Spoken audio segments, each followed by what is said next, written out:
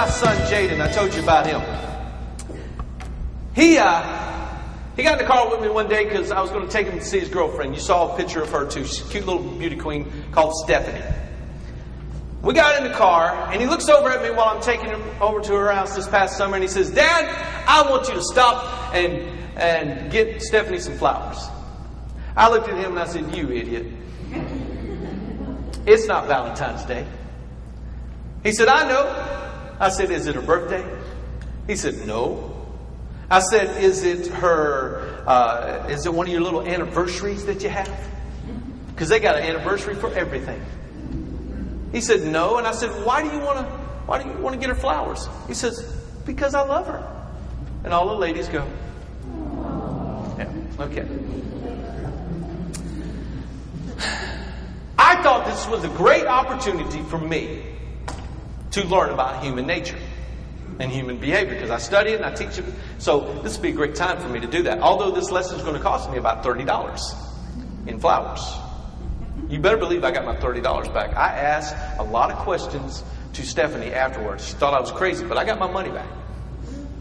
And this is what happened. The event that was set was this.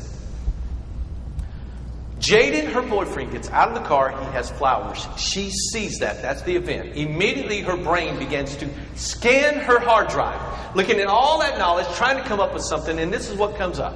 My dad's giving me flowers, and he loves me. My mom's giving me flowers, and she loves me.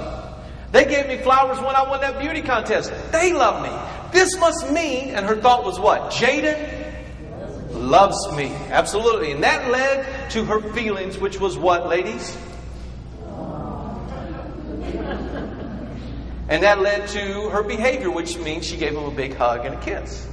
And that's how it works. Just like that, your brain does that millions of times a day. As soon as an event happens, your brain immediately begins to scan your hard drive. What is it looking for?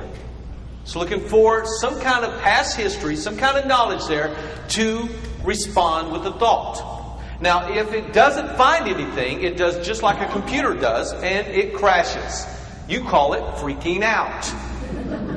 How many of you freaked out before? Right? And when you freaked out, what did you say? I did not know how to respond to that situation. Isn't that right? Because you had no knowledge there. Your thoughts lead to your feelings, and your feelings lead to your behavior. Now let me ask you a question. Which is easier to change? Someone's thoughts, their mind, or to change their behavior? Change their thoughts. Isn't that a lot easier? Changing your thoughts will change your feelings, which will change your behavior.